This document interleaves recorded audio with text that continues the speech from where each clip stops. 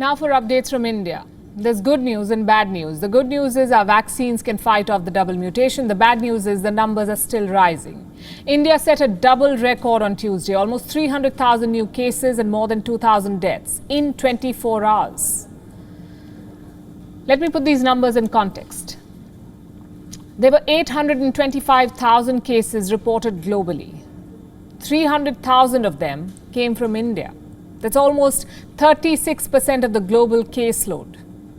So what's India's exit route from here? Simple, vaccines. On the 1st of May, as you know, India will begin vaccinating all adults, everyone above the age of 18. But are we ready for this phase?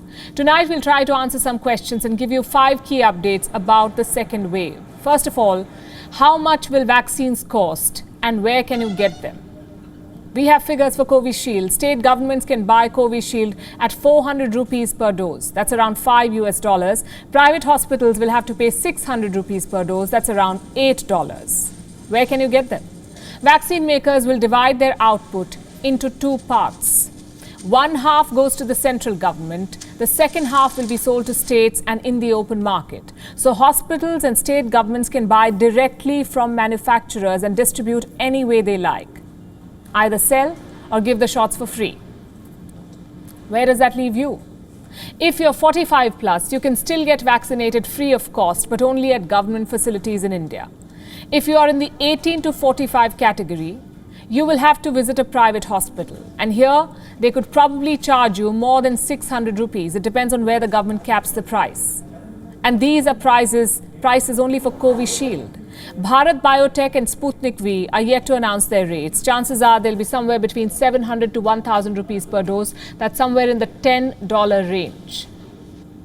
So we have a price tag now. But do we have the vaccines? That's update number 2.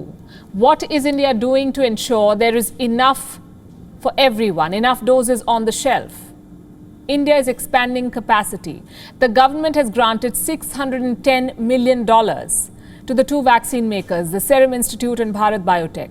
Bharat Biotech is expanding output to 700 million doses per year, which basically means around 60 million shots of Covaxin every month. 60 million.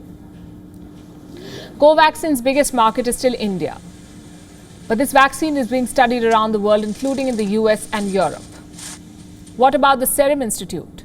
Right now, they're producing 70 million doses of Covishield every week. With the additional funds, they're hoping to produce 100 million doses by the end of May. And if everything goes to plan, Sputnik shipments should also start arriving by then. Update/question number 3. How many doses do you need? 2 doses of a vaccine, unless it's Johnson & Johnson, which is a single-dose vaccine. That is the accepted norm. 2 doses of each vaccine. There's also talk about booster shots. But if you've recovered from the Wuhan virus, you may need only 1 shot. That's according to a new study. Recovered patients could do with a single shot to build immunity. That's because your body already remembers the virus, and 1 shot may be enough to jolt that memory. Does this mean it is time for a policy reversal? Well, we have the example of Israel. They've already tried it. In the month of February, they recommended a single shot for recovered patients. And so far, their rollout has been flawless. No complaints about the single shot, but we need more data before normalizing this trend. 1 shot for those who've recovered. Update number 4. How are we dealing with the vaccine side effects? The hysteria certainly is cooling down. People have started realizing that side effects are rare, but they're natural. Johnson & Johnson has got a clean chit from the European Union. They have listed blood clots as a rare side effect of the vaccine. So the benefits continue to outweigh the risks. What about AstraZeneca? Most European countries have resumed its use. Earlier today, Mexico's president took the jab on live television. Confidence in AstraZeneca is slowly building up. But in the United States, women are reporting an unusual side effect. They're complaining of heavier and off-cycle periods after getting the jab. Is this something to be worried about? Not really. Vaccines are known to disrupt menstrual cycles, so your body will course correct itself in time. Update number 5. The battle for oxygen continues in India. States are accusing each other of looting oxygen cylinders. It is not an ideal situation. Some hospitals have now knocked on the doors of the courts They need oxygen. In the national capital, 3 hospitals were down to just a few hours of oxygen. And in the middle of all of this, the shortage, some states are hoarding. So the central government has stepped in. It is planning to restructure oxygen allocation to states. The fact is, India has enough capacity for this crisis. The problem is there are too many bottlenecks. For instance, you may have the oxygen, but you do not have enough cryogenic tankers to transport it. And there's a limit to what these new oxygen trains can do. What's making India's story worse is mistakes, like what happened in Nashik today. Oxygen tankers were filling up the local hospital stock, but the oxygen started leaking. We don't know why, but the end result was devastating. 22 patients died because they couldn't get oxygen.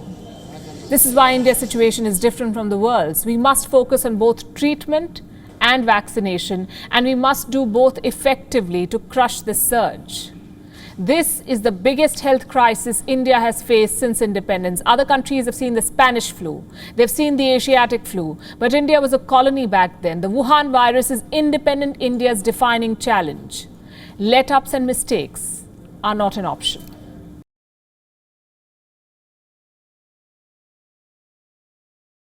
WION is now available in your country. Download the app now and get all the news on the move.